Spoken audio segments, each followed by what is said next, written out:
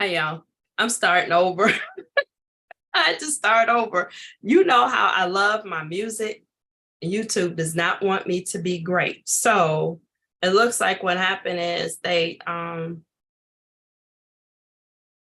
muted me, probably in at least 3 countries. They muted me. So I had to start over. So I'll just start over dry with no music, which is fine. It's fine. I know YouTube won tonight. So there it is. Let me share this link again. Goodness gracious. Yeah, they won tonight. I had my good Shalimar going to try to make a point about what I'm talking about tonight. Somewhere there's a love. Somewhere there's a love. Somewhere there's a love just for me. There's a lot of people out here that are looking for love, but if you listen to what's going on social media, they will have you believing that there's nobody out here. Everybody's out for themselves. Um, People don't want commitment, and that couldn't be further from the truth. So I wanted to spend some time tonight for us to look at that and share some numbers with you so you know that that is not true, that is not true. There are plenty of people out here who are looking for what you're looking for. So tonight's show is for those who want to be married. I'm in that camp. And those who are married, because I have some statistics about marriages, again, that we get a false or hear a false narrative about. So, yep. So I want to dispel some myths and some lies, and we've been run them up, bamboozled, and led astray, and we're going to straighten it all out tonight. How about that? We're going to straighten it all out. Okay.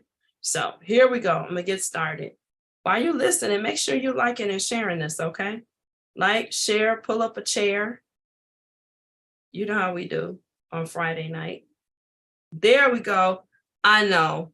But I like to start with my music. It sets the mood for the conversation. Hey, Bishop. But we're here. So we go ahead and get started. So if you look at most of the groups and posts on Facebook, Instagram, and all of these social media outlets, they'll have you believing again that people are just out here just wilding out. Nobody wants to be in a relationship. Nobody is trying to get booed up or paired up. People out here just trying to get what they can get. But I found out that's not true. The other thing, and this is what sparked this conversation tonight, I was watching, as I said, on the first attempt at this tonight, Stefan Lavoisier, aka Stefan Speaks. And he was talking about the myth that we've heard for at least 2 generations, that there's 5, 6, 8 times as many men as there are, 8 times as many women as there are men. And that's not true. The numbers are closer to like 1.2, 1.2 women for every man, right? So it's almost a match. There's almost somebody for everybody.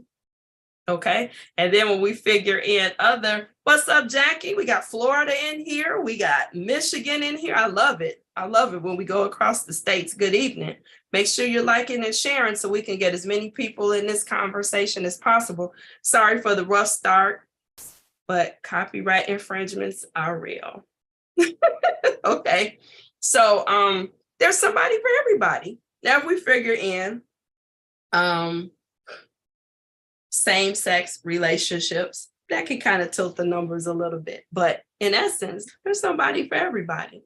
A lot of it depends on where you live. So even within the state where you live, where in the state you live, where in the city you live. And so what I found, again, digging in the numbers, where a lot of people end up, especially singles who are settled in their careers and doing somewhat well, they end up settling in communities where, guess what? There's already a bunch of married people. So there's not a lot of single people available for you to meet at your grocery store, at the club, at the, recreational facilities in your area. So where you're positioning yourself to move, you might want to start looking at those demographics. Hey, Natasha, good evening. How are you, sis? Reverend Dr. Evangelist, sis. So you might want to think about where you're living and where you're going, and I'll get into that a little bit later. So let's start with the commitment piece, because they got us messed up about that. The people are out here, nobody wants to get booed up. So looked at some surveys that have been done the last 2 years. We're talking about numbers tonight, Tasha, so you're gonna love this, I think. I hope. So of the living Americans, right? And I'll tell you some of these sources as we go through. 26% of Americans, this is across racial lines, y'all, before you start. Is that Black people? This is everybody. Okay, tonight we just talking about everybody who lives in the 50 contiguous states. So about a quarter of the population is in committed relationships.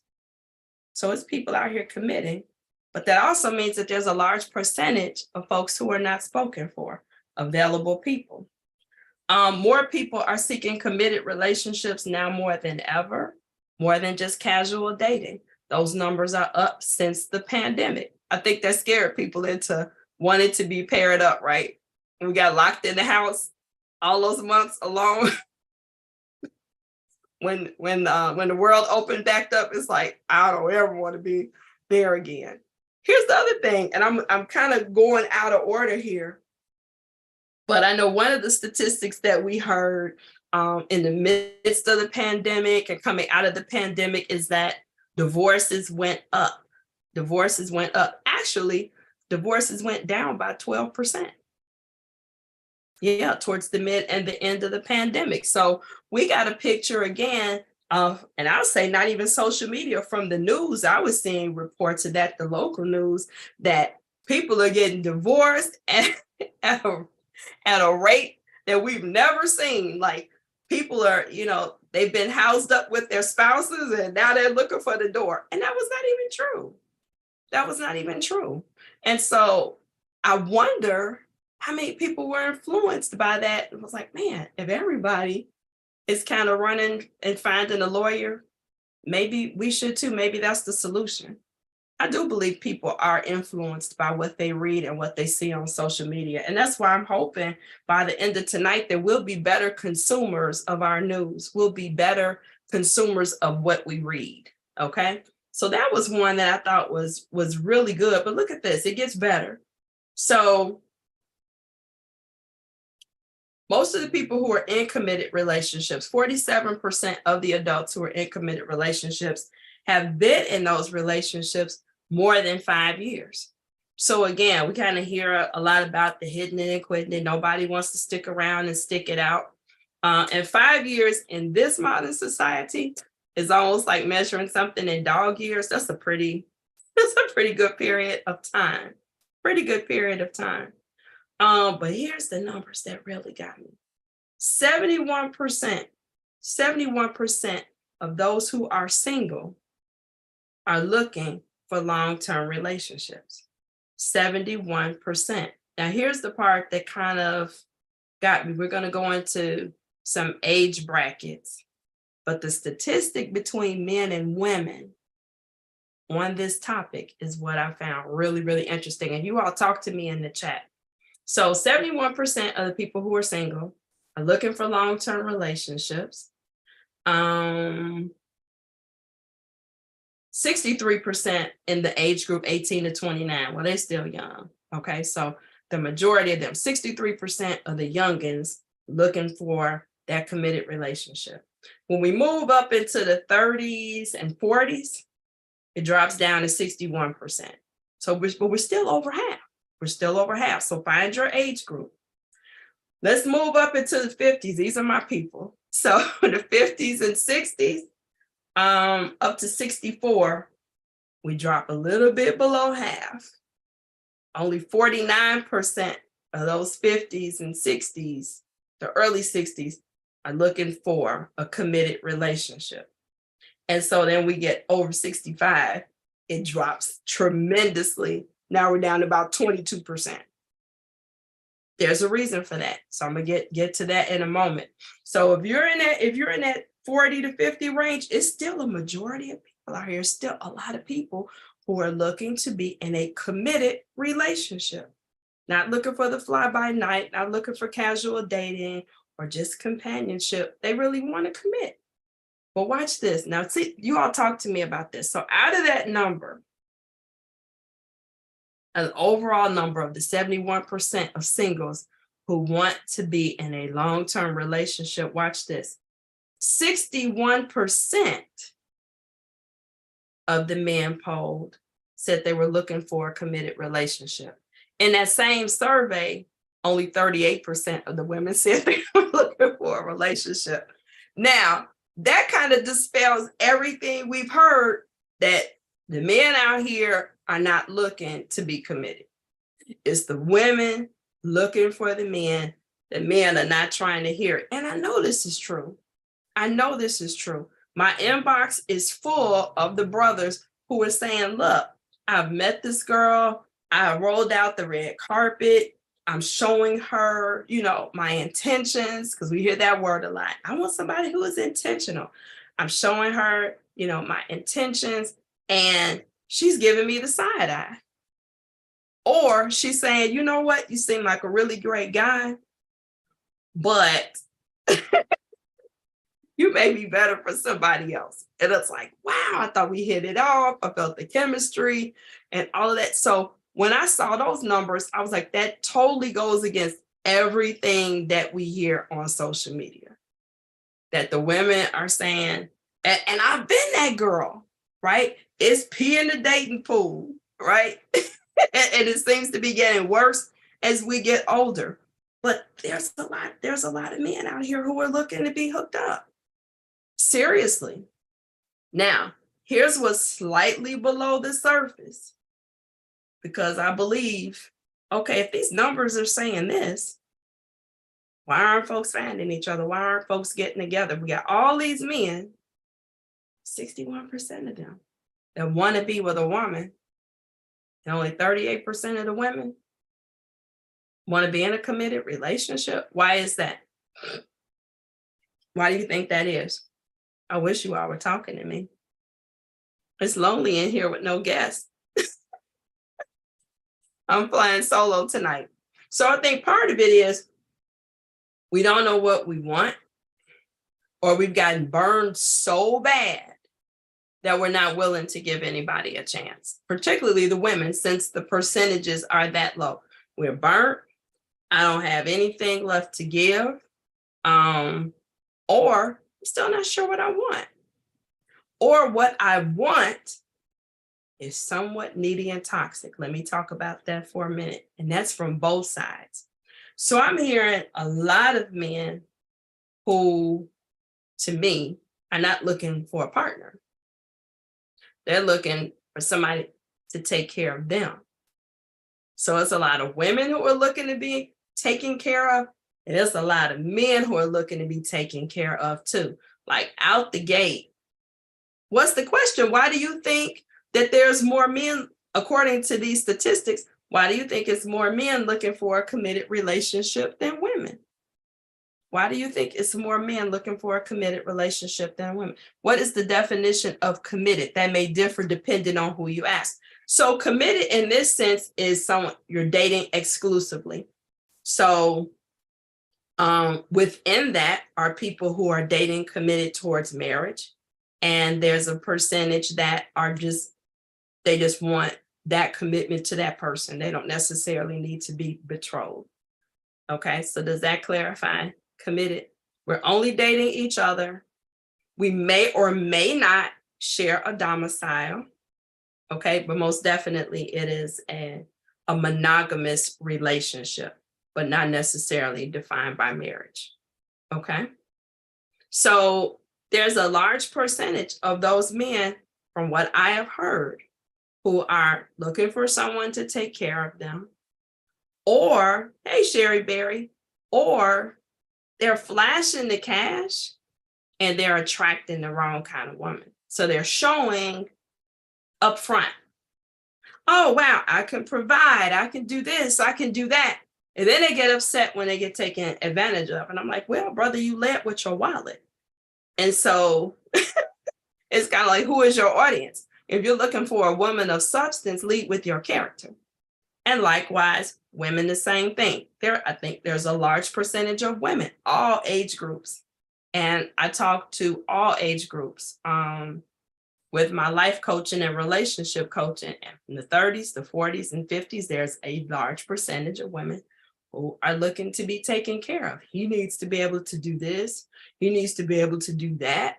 And you hear very little or limited conversation about what would happen if we put together what you have and what I have. Wow, what could we accomplish together? People are scared to have that conversation because they're like, I worked very hard to acquire what I have. I don't know if I want to pool my resources or I even want you to know what I have.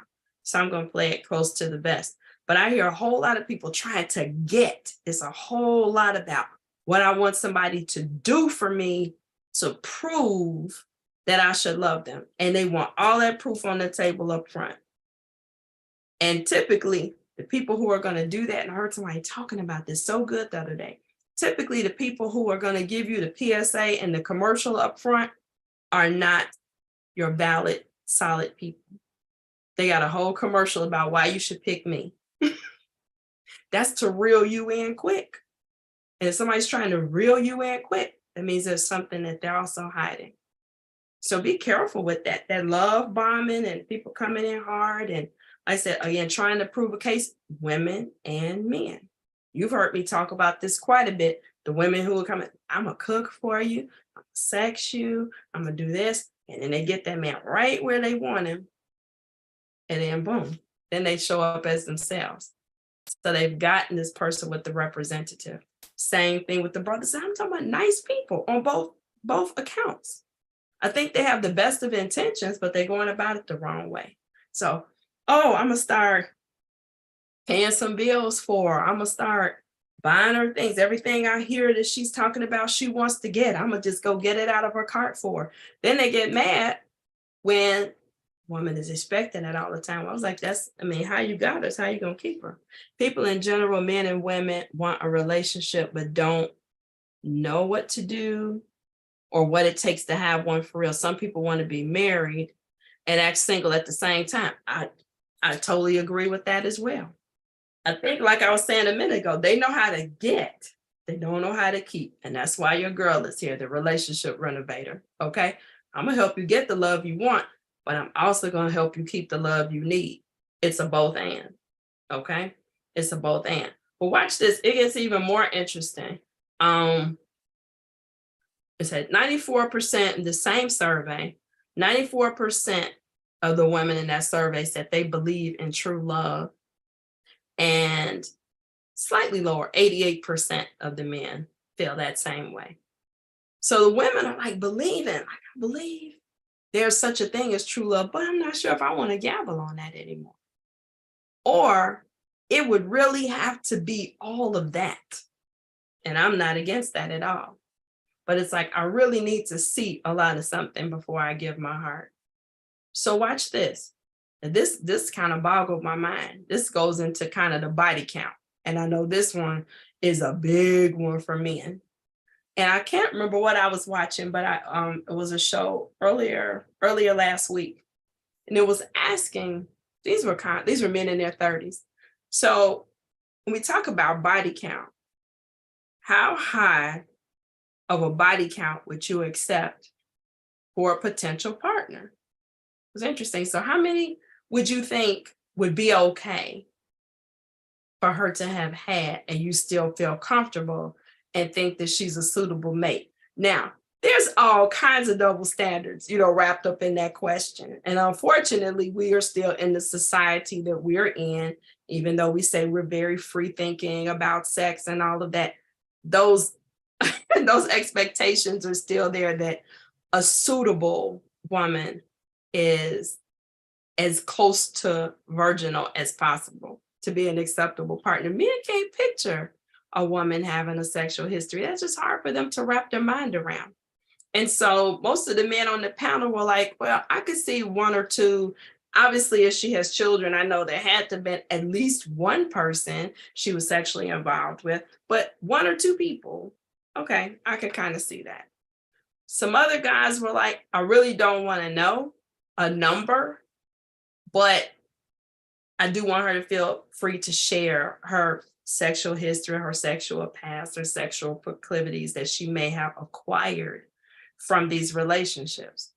But the majority of those guys, when they asked, how many of you would prefer a woman that had one or less, which means zero, and the hands went up? I said, good God Almighty. Now, when they flipped the question and asked, how many of you have had one partner or less, and no hands went up?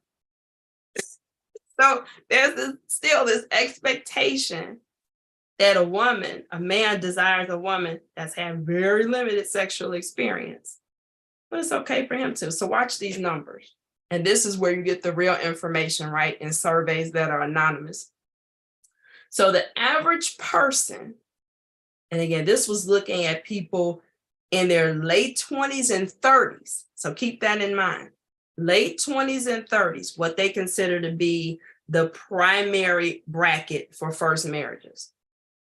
The average person in that age group, men, have had 8 relationships, at least 3 blind dates.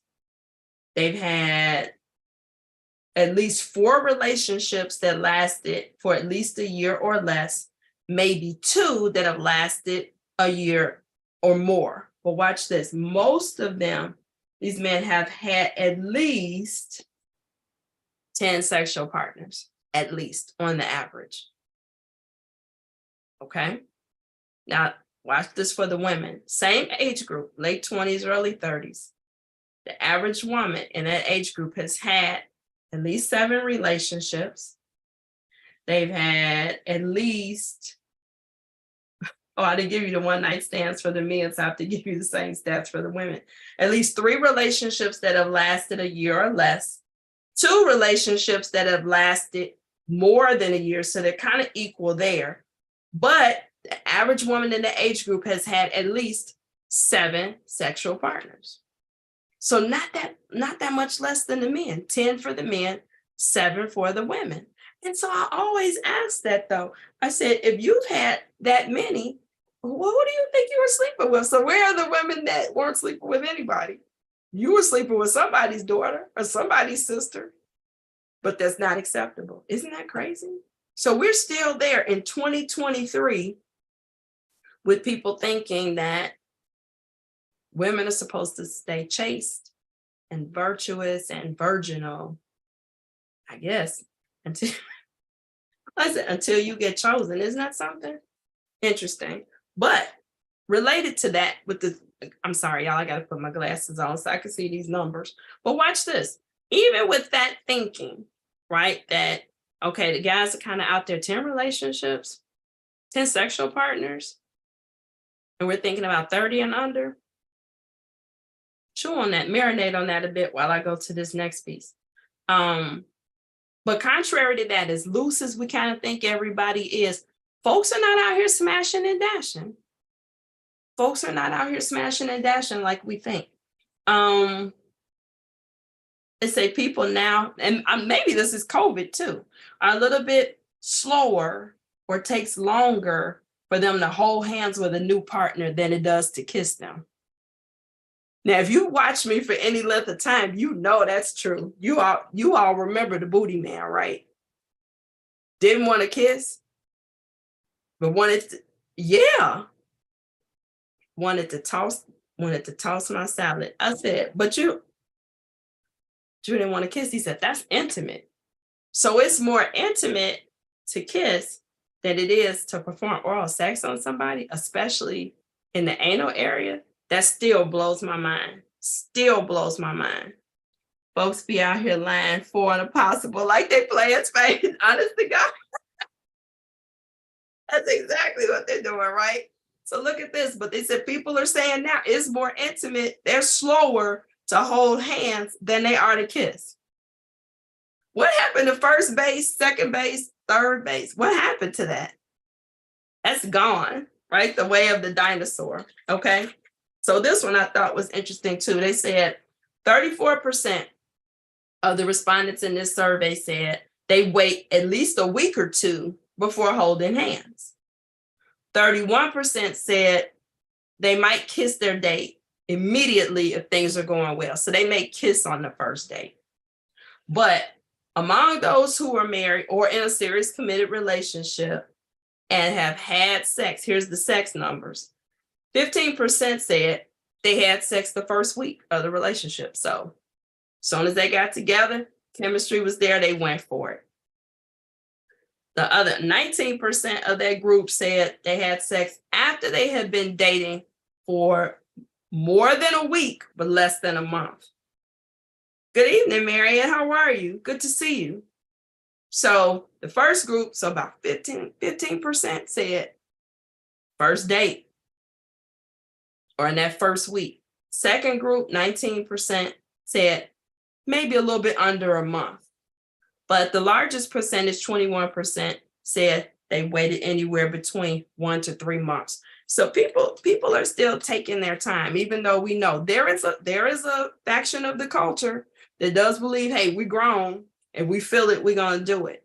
But there's still a decent percentage of people who are saying, I need to get to know you.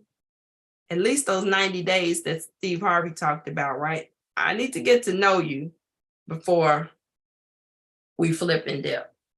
Interesting. So before we move on to the age gap, good evening, everybody. If you haven't liked and shared already, please do. You landed on Friday Night Live with Dr. Kim. We're chopping it up tonight about these numbers and the lies on social media that we need to dispel tonight.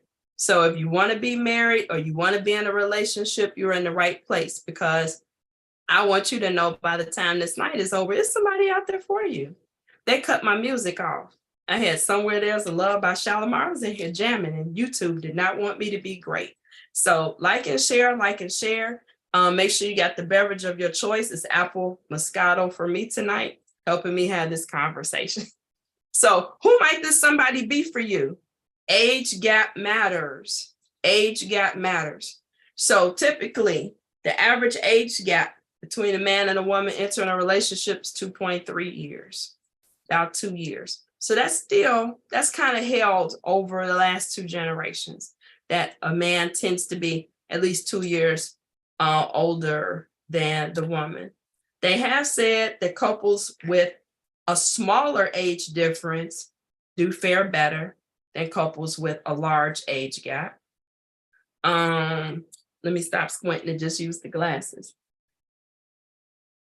Couples with more than a 20-year age difference are more likely to divorce, compared to 39% of the couples who divorce have a 10-year age difference, and 18 with a 5-year age difference. So the closer in age, people tend to do better.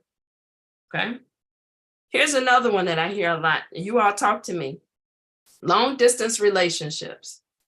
How do you feel about that? How do you feel? What's up, Dr. Liz? How are you, sweetheart? Happy Friday. How do you feel about long distance relationships? I know a lot of people run from, they're like, I'm not trying to be bothered with a long distance relationship, but watch this. And this is going to 2019, okay, this is as recent as I could find these numbers. If you have some more recent, put them in the chat. But as of 2019, 40% of the couples that are together, committed relationships and marriages, met online.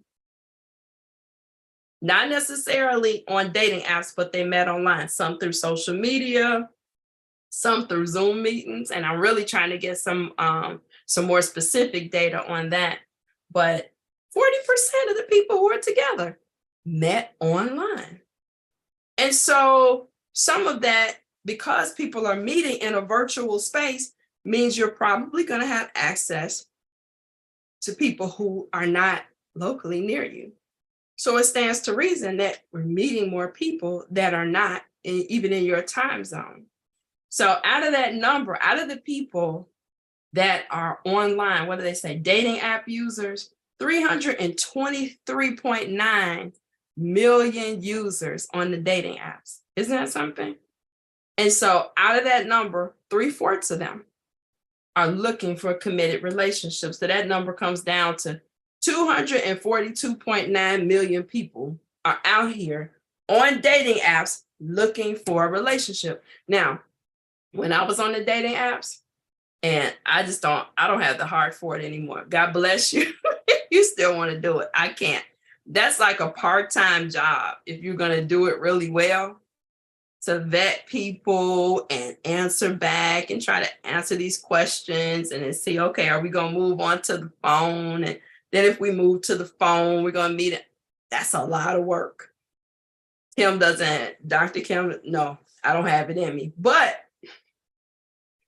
if you are participating in online dating, it's more people on there that are looking for a relationship. I think you got to ask the right questions, and we're not doing that even in person.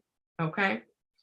Over 1 million of those, over 1.5 million of those relationships are long distance. And they define long distance as people who are 125 miles apart or more. Okay. So more than a couple of hours drive.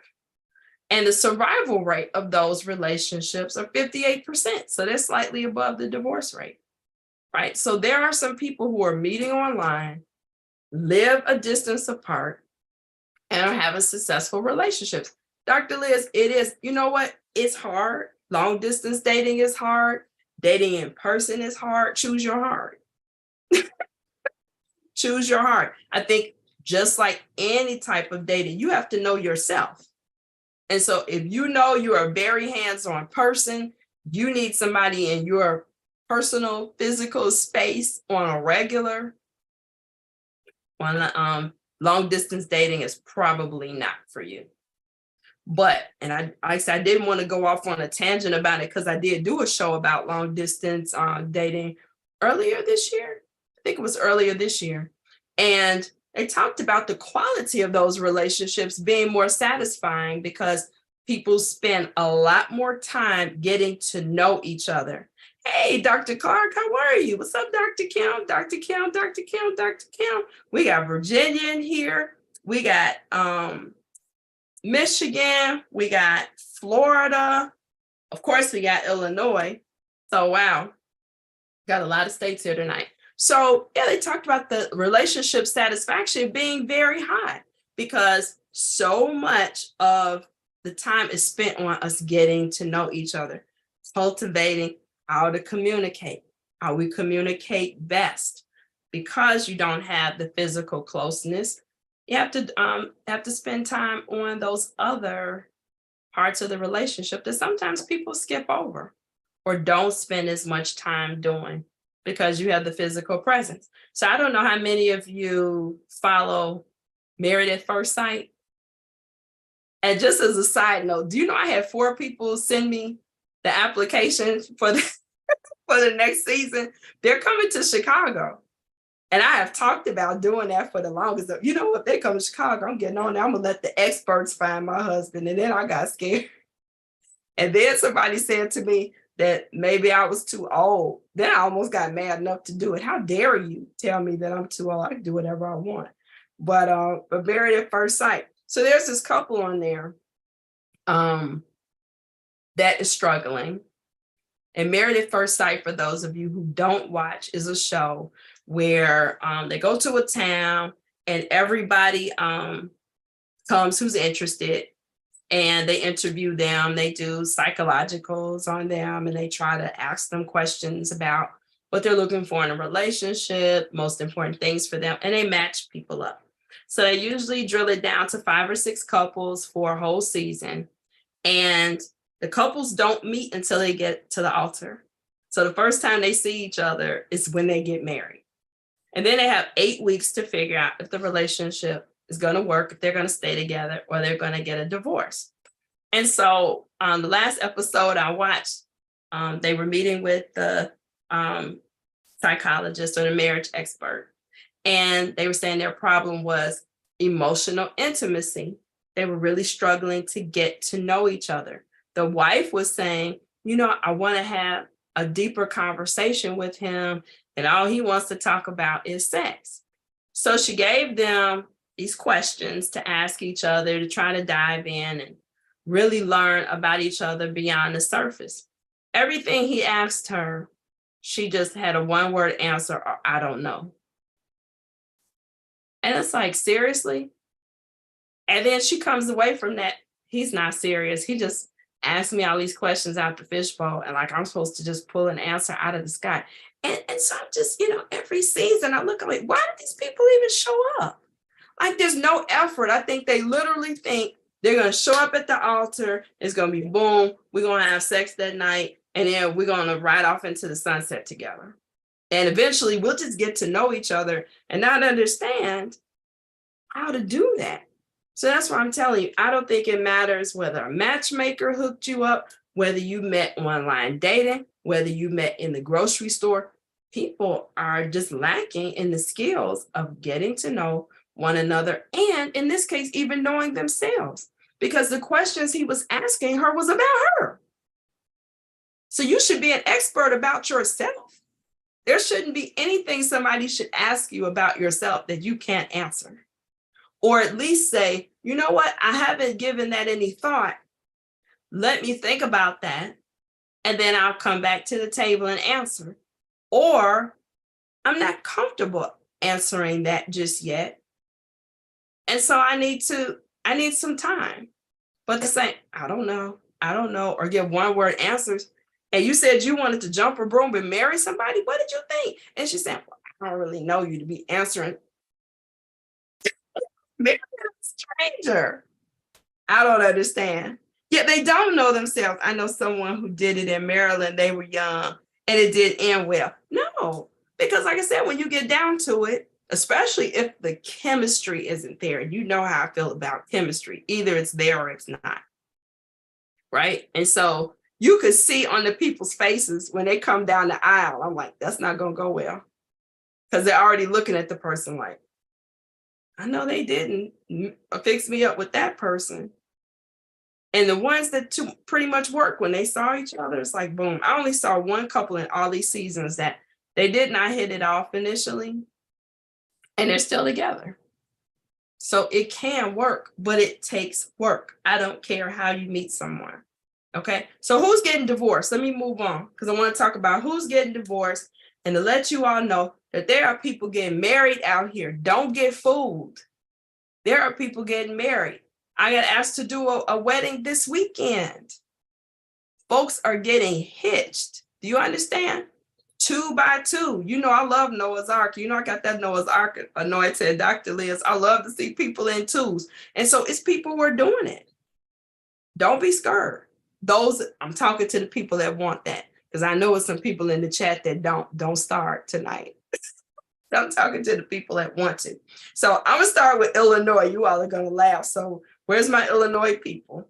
In Illinois, well, let me start first with America. So the divorce rate in America, a lot lower than you would think. 2.3 people per every 1,000. So 2.3 people for every 1,000, which is a decline from previous decades. So people are not getting a divorce. I might be. So you might be the relationship renovator, but what if they match you with the relationship destroyer? See, this is what I'm saying. I don't know. I'm not brave enough. I think people want the relationship. They like the idea of being in a relationship, but don't realize the amount of work it takes to maintain. Yes, or even to start one. This is what I'm saying. They're coming out the gate like, well, you're just supposed to like me because I'm cute. And we should be getting along because I'm cute. Well, you're handsome and I'm cute. I got a body, you got a body. So we should be okay. They have no idea at all. And that's where some of this divorce rates come in. So watch this. The divorce rates have gone down. That's number one. And contrary to, like I said, the previous predictions about the divorce rate fell by 12% during COVID. It did not go up like they were telling us. And I said I had to go back and look at those sources because I was seeing stuff that said divorce rate went up 33%. They were like there were 33% more filings in 2020 than there had been in almost a decade. And now they're saying the divorce rate has fallen and it's gone down 12%. So I'm wondering if a lot of people filed and didn't follow through. That's something I want to find out. So it could be they were like, you know what, after we've been locked up for so long, I'm not going to be able to do this. And then they went back and did the math. Yeah, we're going to work it out. Because it's not cheap. It is not cheap to divorce, and it is not cheap to run two different households if you're going to actually try to support your family as you should. It's not, and it's not for the faint of heart. It takes some dollars to do that. So that old song, who sang that? It's cheaper to keep her. He wasn't lying. It's still true. So if you can work it out, okay? So watch this. And this is where it gets a little tricky. Are y'all ready? The divorce rate among couples 25 to 39 is 24 for every 1,000 people. Okay? 21 divorces for every 1,000 people when you get to the 40s, 40 to 49-year-olds. Yep, it's cheaper to keep her. Yes, ma'am. But watch this. The divorce rate doubles when you get to the people over 50. When you get to over 50, it's, yep, wow, 50 per 1,000. So the divorce rate doubles once you get to 50s. And I was like, that makes sense because for a couple of reasons. Number one, we're seeing the number of singles is very high in that 50 to 64-year-old age group. Unprecedented numbers of single people over 50, because that's when they're letting go of these marriages. Once these kids get grown, I've sat here, I am not going to go to my grave being miserable. I gotta go. But the younger people, they're trying to hang in there for a little bit. So those numbers are down. Come on. I'm not trading my Rottweiler for a pit bull. Exactly. That's what I'm saying. And they're breaking camp. So it tells you why we got a lot of singles and why you see such a lower number when we get in that age bracket that don't want to be in a committed relationship because they've been there, done it, or don't want to be married rather. So there's a large percentage that want to be in a committed relationship in the 50s, but they don't want to be married. Does that make sense? Okay. So watch this in Illinois. Where's my Illinois people? The top 5 cities, and I laughed at this. I was like, what? The top 5 cities with the highest divorce rate last year in Illinois, so these are 2022 numbers, was Mattoon. I had to look on the map. I was like, where the heck is Mattoon? So that's like the suburbs out here. That's kind of rural. Harrisburg. Doc Tillman, do you know where Harrisburg is? I didn't get a chance to plot that on the map, but they had 18%. Calumet Park. I was really surprised. That's down the street from where I grew up. They had 17%. Yup, Sherry, that's our old hood. 17%. These were the highest divorce rates in Illinois last year, 2022. Herrin, I never heard of that town, Herrin, Herrin. They had 16%. And Crèvecoeur, never heard of that. So I've got to go plot these on the map, but I would guarantee all of them, with the exception of Calumet Park, are rural towns. Calumet Park is a suburb, but it's not that far from Chicago. So that's interesting. I'm like, what is going on downstate? What's going on the farms? The people are doing all this divorcing. But the group that is divorcing the most are the over 50 group. And that's where that term came from, gray divorces. That's the trend. And 80% of those divorces are being filed by who? Do you all know? Who's filing for divorces? Who's going to get the lawyer? The men or the women? Talk to me. Who's getting the lawyers? Cheaper to keep her. It's actually cheaper to keep him because it's the women. Women are filing 80% of the divorces. This is nationwide. And that's a trend that's been going on for the last 10 years. So it's the women that are saying, gotta go. I'm out. I will survive. Okay, I will make it on my own. I will go anywhere but here and reclaim my life. Here's why. So infidelity is not the biggest reason for divorce anymore. That for generations, that has been the largest. Hey there, Diane, how are you? Infidelity has been the biggest reason for divorce over the years. Can you guess what the biggest reason is now? The biggest reason cited for ending marriages. It's not infidelity, so cheating is not it.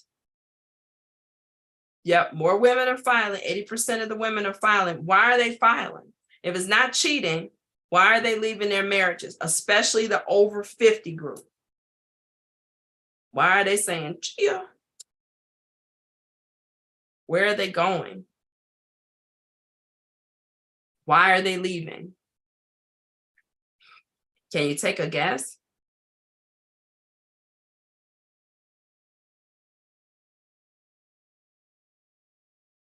They grew apart. That's like the second reason. They talked about they call it parent alienation. So people who have grown apart during the raising of their children. And again, when the nest is emptied and they look across the table and they don't know that person, they're strangers. Irreconcilable differences is an underlying, and it's caused by what? There's something in particular that they're saying is causing those irreconcilable differences.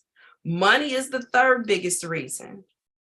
So financial difficulties either caused by sickness, unemployment, or again, the pandemic. So shifts in economics have made a difference.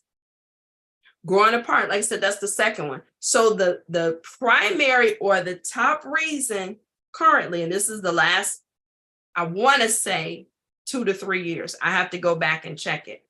But the largest reason for people divorcing now, the number one contributing factor in current divorces is narcissistic traits that lead to emotional abuse. So people are coming in saying, I am being emotionally abused by a narcissist and I can't live this way anymore. Men and women. Men and women. So it's not just women that are saying this. There are men who are experiencing this as well, even though we know there are more women filing. But narcissism is breaking up homes. People are like, I am not going to be emotionally abused. I'm not going to live with your gaslighting. I'm not going to live with you breaking down my character. I'm not going to deal with you assaulting my self-esteem. I got to go. I deserve better than this, even though I'm half a century old. I'm leaving. So that's not just the over 50 group. So let me say that that's across age groups, but that's the number one contributing factor, narcissistic traits. I was like, oh my God. So what does that tell us about choosing a partner? We got to do some better vetting. We have to do some better vetting. I would venture to say that most of the people that found themselves in that position, moi included, saw some red flags and ignored them. You saw the red flags, they were waving in your face, and you looked the other way. You hid them under the laundry basket, but they showed you who they were. And you ignored it and you went on anyway, because they had these other endearing qualities, which often narcissists do. And I did a show on that. I'm not going to do it tonight. But narcissists often have a lot of endearing and charismatic qualities. They know exactly what to do to reel you in. They read people very well. So they know where those deficits are in your heart They know what you desperately seek and they provide it. But there's a cost. There's a cost. And so once you're already there, yep, just that many red flags, and we look the other way. What's even sadder? Yep, usually started at the beginning. Yep. And you're like, and everybody can see it. Sometimes you can hide it for a long time because they're like, wow, she seems sad or he seems sad. How could they be sad? They have such a wonderful husband. They have such a wonderful wife. And you have no idea what's going on behind those closed doors. Those people are being destroyed one day at a time. And one day the soul just opens up and they say, not again. I will not. They had that Fannie Lou Hamer moment, I always call it. They get sick and tired of being sick and tired. And they go, but it's narcissism.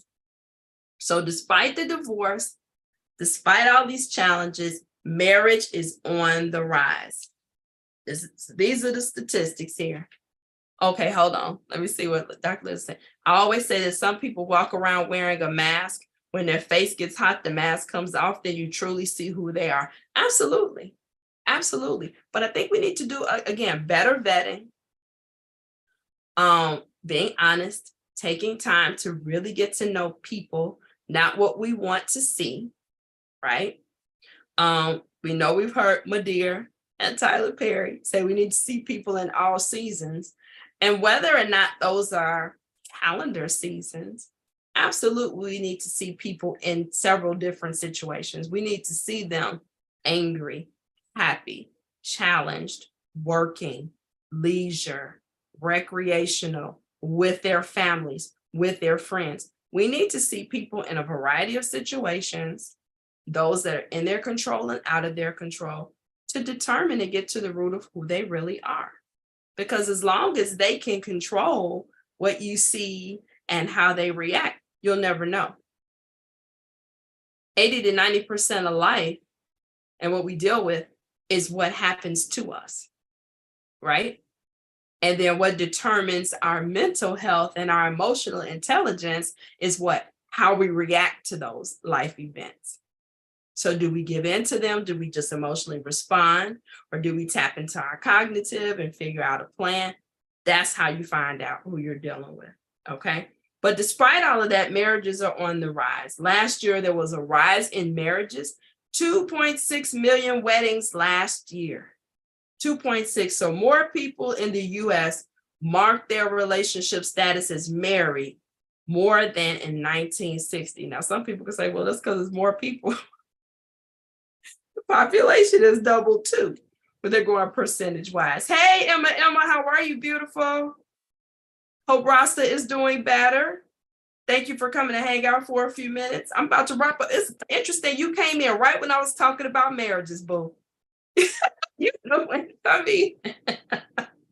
So prenups are also on the rise. People are getting smart, but also think about it. Folks are getting married a little bit older. So now the average age, this is average age for first marriages, is 28 for women and 29.9, so right under 30 years old for men for the first marriage. Back in 1980, around the time a lot of us were at least dating and thinking we were going to get married, and a couple of you were married around then.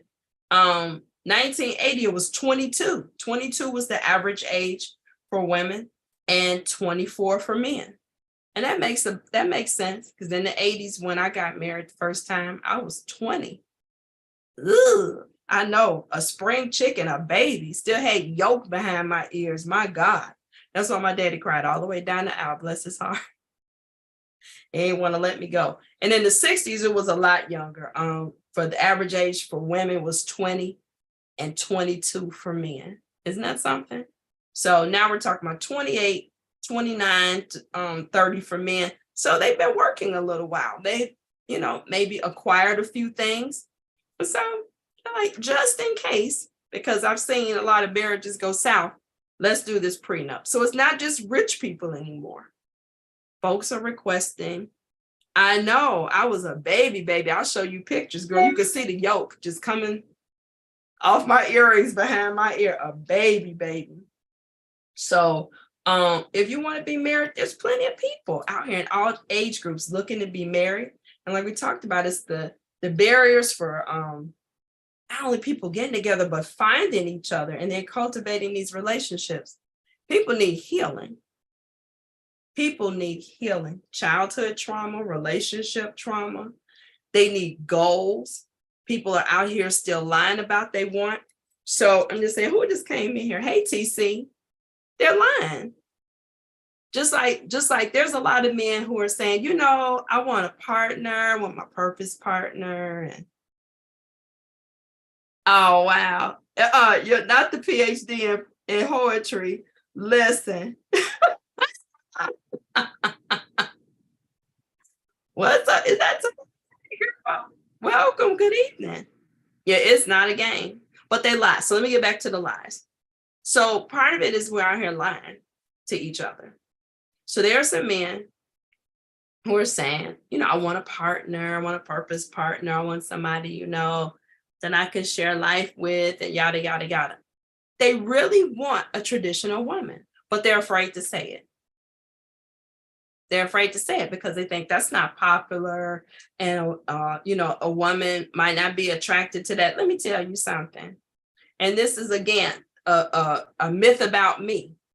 People will look at my profile on Facebook, and I talked about this a couple of weeks ago about why I'm single. People are, oh my gosh, she's got 2 businesses. You know, she's got a doctorate degree. You know, she's reasonably good looking. At least that's what I hear. You know, why is she single? Because there's so many people who think she doesn't need a man. She doesn't need a husband. Really? Really? The things I need from a husband are not things that can be purchased, right? So good loving and companionship, can't get that from Walmart. Sure as hell can't get it off Amazon. Okay, so what a good man brings to the table cannot be purchased. Also, the happiest times for me in a relationship is when I'm taking care of somebody that I love. I'm fixing a man's plate, I'm folding his laundry. Your girl is in 7th heaven. But a lot of men won't say that that's what they actually want because they're afraid that'll frighten a woman away. They have no idea how many women have that nurturing, loving, domestic side to them. Doesn't mean that's all they want to do. Hear me out. It does not mean that I want to stay locked up in the kitchen. It doesn't mean that I don't want to have deep conversations with you and share my intellect. It doesn't mean that I can't also be a partner in business, but it does mean that it's those soft spots, those soft moments between a man and a woman that has nothing to do with how much you make. Period, and period. But men won't say it. And women likewise will not say what they really want, which is what I just said. I really want somebody I can spoil rotten and treat him nice, cook for him, whatever, because they think that sounds weak. This ain't the 50s. Let me tell you something. Every couple that I know, and I'm going to bring someone to show in the next couple of weeks, every couple I know that is in a stable, what I consider a stable, happy marriage, not just together because they up in there, not just together because it's cheaper to keep her, but in there because they actually love and like one another. There is nurturing that happens from the both of them. That woman is taking care of that man. You may call it 1950s ways, but I tell you this, the sisters I know that are holding it down and are in happy marriages, they're going to make sure he don't leave home hungry or horny. Hello. They're going to keep that plate filled, and they're going to make sure them pants are filled too. Hello. Now you can call it what you want. They're going to make sure that man is satisfied in both of those ways. He ain't leaving home hungry or horny. Boom. Second, the men do a certain level of nurturing in these happy, healthy relationships. He's going to make sure his wife feels safe and secure. He's going to be affectionate towards her, make sure that she feels chosen every day. And when he falls off, if he falls off, she's going to tell him. And guess what? They come back to a meeting of the minds. She keeps her game going, and he keeps his game going, and they take care of each other. Now, if that don't sound sexy to you, stay single. That's all I got, ladies and gentlemen. If you're not in it to give, then stay single. I'm so sick and tired of hearing everybody, I want to be married so somebody can, which means that fill in the blank is what you're looking for somebody to do for you. Marriage is about giving. I wake up every day wondering what I can do for my partner to make his day better, to make our day better. Where does he need me to insert myself in his schedule to lighten his load? And likewise, him thinking the same way. What does she need from me today to be able to navigate her schedule? Is it a phone call? Is it sending her lunch? Is it picking up something from the store that she doesn't have to get? What is it? What does he need? What does she need? So if you're not trying to give, baby, stay single, because that's what is making marriages work. And so I can't wait until, thank you, baby. I'm glad you came. I'm just about done. You're not going to miss much. So that's it. I'm just really tired of hearing people with the list about what they want somebody to do for them. Because that means, like I said, you're looking for somebody to save you instead of looking for somebody to share life with you. Who's signing up for that? I don't know any man who's looking for a dependent. Okay, now he may sit you down. Understand what I'm saying? And I've had, as I've said for the past few weeks, I am meeting husband material. I am meeting husbands. They're just not mine. Okay. And so I have had the offer at least 3 times in the last 12 years to be sat down. And what I mean by sat down, to be a kept woman, I will take care of you. You do not have to work outside of the home. Okay. So men like that exist. Now, they're not looking for a dependent, but they are looking for a partner that said, you know what, I want you to flow in your full feminine. You don't have to work outside the home. You can pursue the things that bring you joy. So they're not saying they want me to sit at home and eat bonbons and stuff like that. They're like, I will take care of you.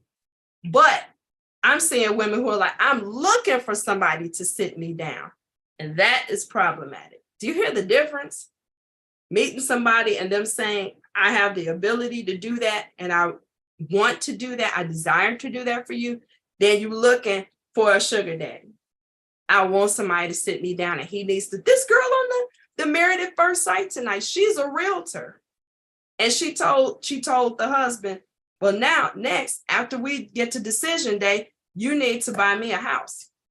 He said, oh, we need to buy a house? She said, no, you need to buy a house, because she wants to be able to say, my husband bought me a house. Sister girl, really? She said, as long as my name is on the deed, I'm happy. Honestly, big difference in a husband saying, look, I have a home. What's hey, man, don't come here messing with me tonight. How are you? It's a big difference in this man saying, look, I've got mine, you got yours, but look, I'm going to get us a house. Then you saying you need to buy me a house. And her reason was so whack, so she could tell people that her husband bought her a house. Really? What man wants to support a woman that doesn't want to follow the... Exactly. A man. Okay. So I think, like I said, there's some problems with what people want, being able to be honest about that. I'm seeing people get together, like I said, that have not done the work on their own. So when they meet, or I'm saying the people I have seen, and I got some people in here, Tomasa, you all have a story that you need to tell. TC, you have a story you need to tell. They got together and boom, it's been on and cracking since then. The 5 couples I was telling you about on the previous show got together, boom. 2 of them are married since last year. 2 are engaged and 1 is on their way. 1 is on their way to engagement. They're committed. That's meeting since last year. And some of them, 2 of those couples, it was in the last quarter of last year. If you do the work on yourself, if you know who you are for real, you know what you want for real, you get what you want. And it's necessary to keep what you have if you have done those things. Okay? So they know what they want, they know who they are, and they can articulate that. They can put it in words where somebody can understand. And even where they're scared, because none of these couples I'm talking about are perfect. Yup. Absolutely. That's very sexy. That's spoiling. I'm trying to tell you. That's on my agenda. That's on my agenda. It's one of the things I can't wait to do, spoil my husband right. Even the people who are scared, they're able to articulate that and say, look, I'm not good in this area. This is not comfortable for me. But if you work with me through it, if you just hold on, if you just walk with me through this, they're doing the work. They're not looking for somebody to save them. They're not looking for somebody to just accept their foolishness, but they're saying, I am working through this and I need some patience. They're at least identifying, there's some self-awareness. They know what they're working on. And they're saying that to their partner, being vulnerable, saying, look, I'm not perfect, but what I do bring to the table and how I plan on loving you is worth you walking through this with me. Big difference than, well, God made me this way. You just gonna have to accept it. And I see a lot of men and women saying that. Well, yeah, it ain't a big chance of me changing. I've been this way my whole life. Don't expect anybody to entertain your foolishness.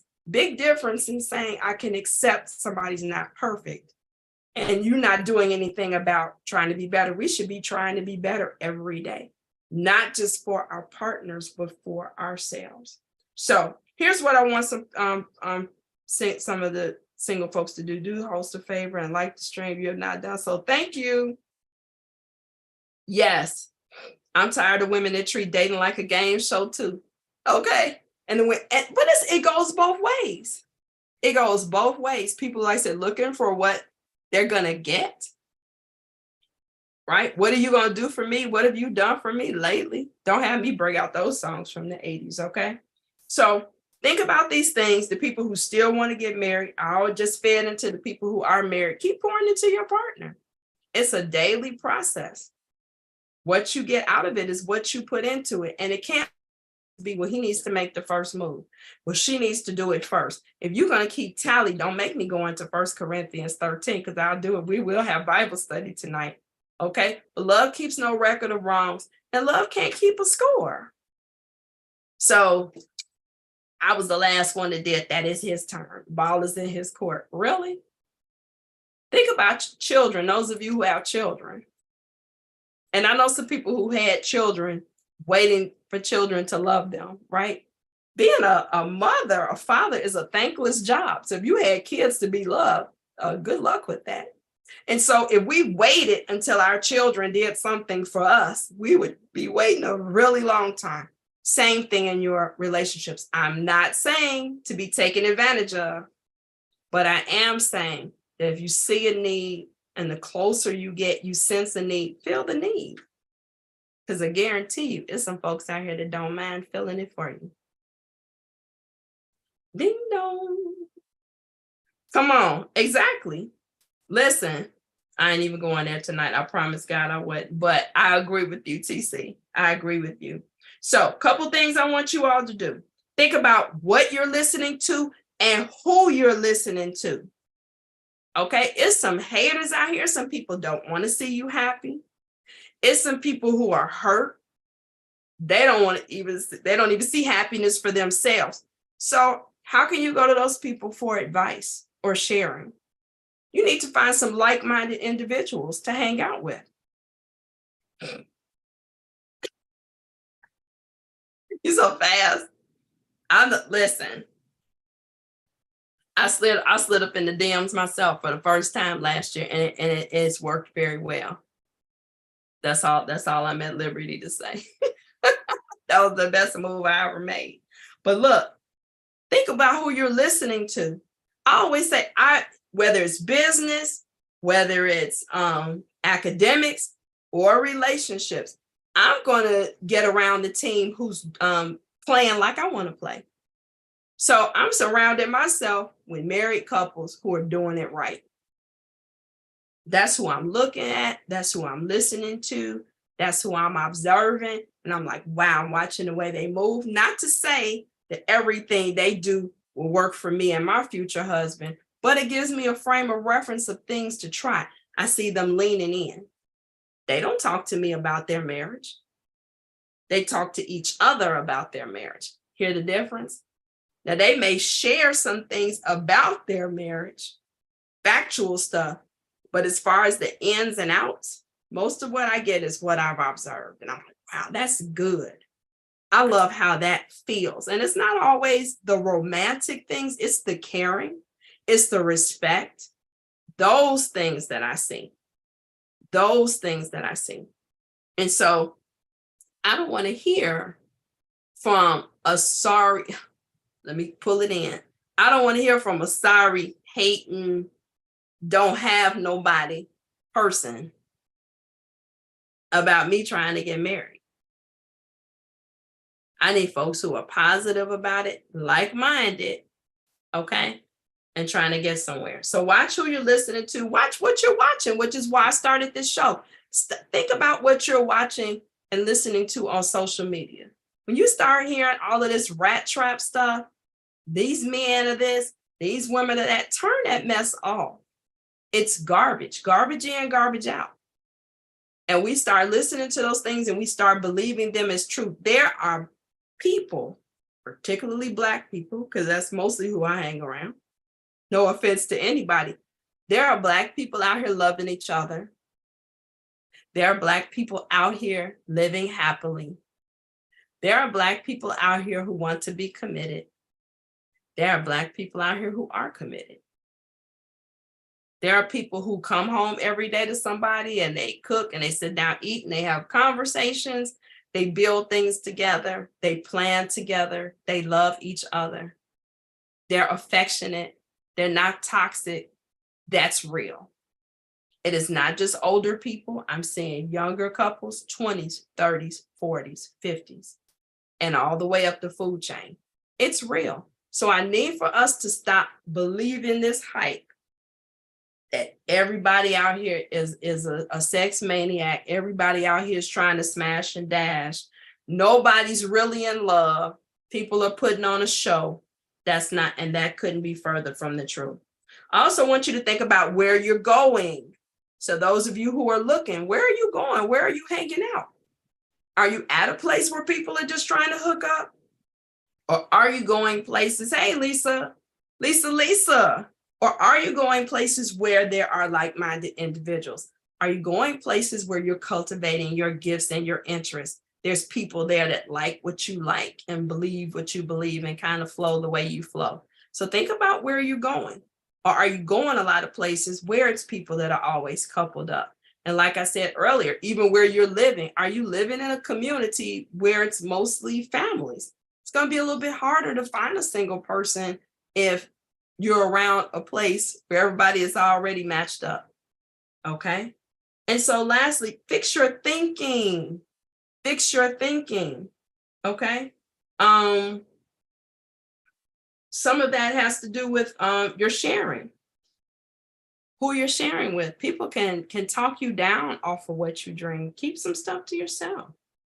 Keep some stuff to yourself. Your attitude. Where are you? I'm well. Oh, okay. Others will downplay someone else's happiness. Ain't nobody that happy. Well, you're not that happy in your marriage. We're joyfully happy over here. Boom. I saw somebody posted something like that earlier. It's like, oh, these men out here ain't nothing. And it's like, well, I can't say that because my man is smashing and making sure we have everything every day. Yep, got to get out the house. The cable man may find you, but you have a greater chance if you were somewhere out where somebody can see that beautiful smile of yours, because you have the most beautiful smile, Lisa. So fix your thinking. Your attitude drives your altitude. If you think that the glass is half empty, it is. And think about it. Nobody wants to be around a cloud of sadness. Nobody wants to be around that. But if you are projecting something positive, right? You're projecting something positive. What you project is what you manifest. It's not magical, it's organic. What healthy person wants to be around somebody who's so negative? Nobody. Oh, everybody's out to get you. Nobody mean you any harm. No, nobody wants to be around that. Then you do something nice for them. What do you really want? What's your ulterior motive?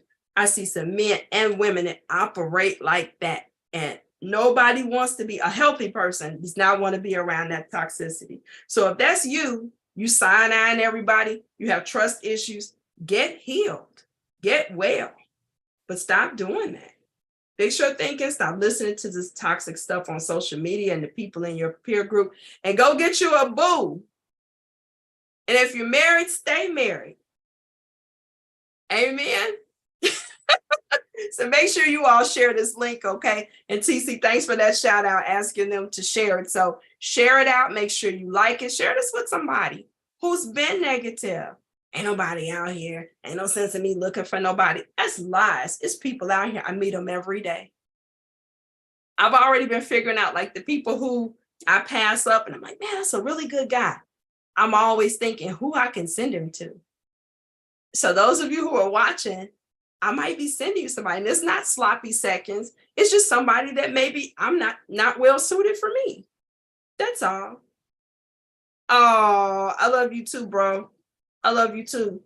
So that's all I have for tonight. You know, this is Dr. Kim, your relationship renovator. My goal is to help you get the love you want and keep the love you need. So if you need to book an appointment, I said, I'm going to start calling it love coaching instead of life coaching and relationship coaching. If you need an appointment for some love coaching, you can find me on Facebook, The Complete Suite LLC, or on Instagram, Dr. Kim Complete Suite. Book an appointment so we can sit down and talk about this thing. It's time for you. Yeah, it's some in Virginia. It's some in Virginia. And speaking of that, let me say hi to my unicorn angel. Hey. Absolutely. But you all hit me up. If you know somebody that needs some help, they need to talk about that stuff, send them to me. I'm your girl. I'm gonna get them together. I'm telling you, what is that, 3? What I tell you, five people in my group have gotten engaged since the beginning of the year. It's catching. It's contagious. And I got next. Love you all to life. Good night.